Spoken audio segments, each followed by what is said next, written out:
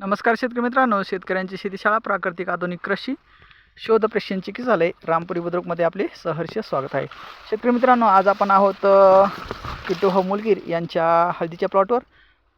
हा प्लॉट आहे महातपुरी फाटा गंगाखेड येथील. तर पहा की आज जे आता मॅच्युरिटी डोस आपल्याला द्यायचा आहे. तर मॅच्युरिटी डोस आपल्याला डोसमध्ये काय द्यायचं, मॅच्युरिटी डोसमध्ये आपल्याला कंद भरण पोषणसाठी फॉस्फरिक ॲसिड एक द्यायचं, ॲमिनो ॲसिड एक द्यायचं आणि पोटॅशियम शोनाइट एक घ्यायचं. तर हे कंटेन्स तुम्ही स्प्रेमध्ये घेऊ शकता, ड्रिपनं सोडू शकता किंवा ग्रॅन्युअल खतामध्ये पण घेऊ शकता. तर याच्यामध्ये आपल्या पहा आता मुख्य काम जे आहे आपल्याकडं, कुठं आपल्या शेंगा एकदा माती लावली, डबल माती आपल्याला लावावी लागणार आहे. यासाठी आपल्याला हे एकच काम करायचं आहे आता, की हे थोडं माती लावून घ्यायची आपली. हे अशा शेंगा उघड्या नाही पडल्या पाहिजे. शेंग उघडी पडली की तिची ग्रोथ थांबते मित्रांनो. शेंग उघडी पडली की तिची ग्रोथ थांबते, ही गोष्ट लक्षात घ्या. त्यासाठी शेंग जर लांब करायची असेल, चांगली जर परिपक्व करायची असेल, चांगली जर पोषण तिचं करायचं असेल, तर आपल्याला त्याला माती लावणं आवश्यक आहे.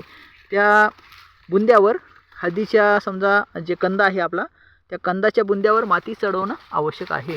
हे पहा, आता लोक काय म्हणतात की समजा फुटवा नाही आहे आपल्या हळदीला. आता फुटवा हे खूप छोटा आहे. हे फुटव्याला बघा इथपर्यंतच येतो ह्याचा शेंडा. म्हणजे याला काय होईल, याला फोटोसिंथेसिस पण होईन झाले, म्हणजे प्रकाश संश्लेषण प्रक्रिया होईन ह्याच कंदाला फक्त हळदी.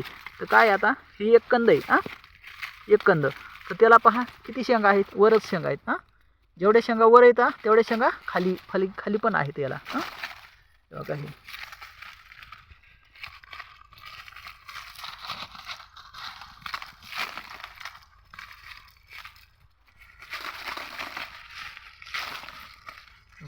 जसं जर समजा कंदावर चांगली माती असेल तरच आपली शेंग चांगली पोसू शकते, ही गोष्ट लक्षात घ्या. आता बघा ह्या शेंगावर माती नाही आहे, तर ही शेंग पहा, आणि ह्या शेंगावर माती आहे, तर ही शेंग पहा किती ठोकर आहे.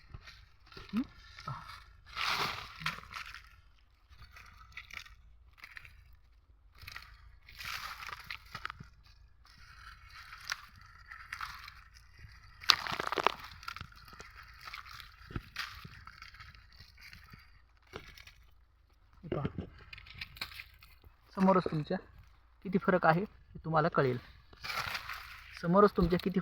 हे तुम्हाला कळेल. हे पहा, या शेंगाची ग्रोथ किती ठोकर आहे शेंग ही, आणि ही शेंग पहा किती बारीक आहे.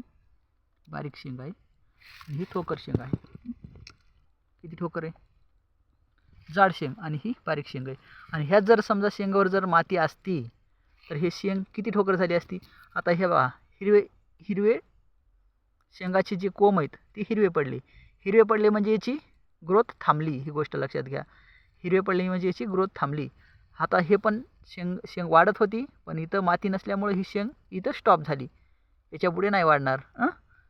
आता ही शेंग पहा, ही शेंग अजून ग्रो करत आहे. बघा या शेंगाचा जो वरचा भाग आहे हे वाढण्याची उमेद आहे याच्यात. आणि ही जरी हिरवा पडला म्हणजे काय झालं, ही करपून जायला सुरुवात झाली. याला हवा लागली, सूर्यप्रकाश लागला की ही ॲटोमॅटिक करपून जातं. करपून गेलं की हे संकुचित पावतं. ही जे वाढ इथून जी होणार असते ना शेंगाची, तर हे संकुचित पावतं. हे संकुचित पावलं की ॲटोमॅटिक शेंगाची वाढ थांबती. आणि हे संकुचित पावलं नाही. बघा हे पहा किती ताजंतवाना आणि किती लसलस आहे, याच्यावर किती कवळेपणा आहे, म्हणजे हे वाढणार पुढे आहे ना, याचं हे उदाहरण आहे. तर ही गोष्ट लक्षात घ्या. त्यामुळे माती लावायला कटाळ करू नका मित्रांनो. तोंडाला आलेला घास आहे, त्यामुळे याला व्यवस्थित माती लावून घ्या. अशी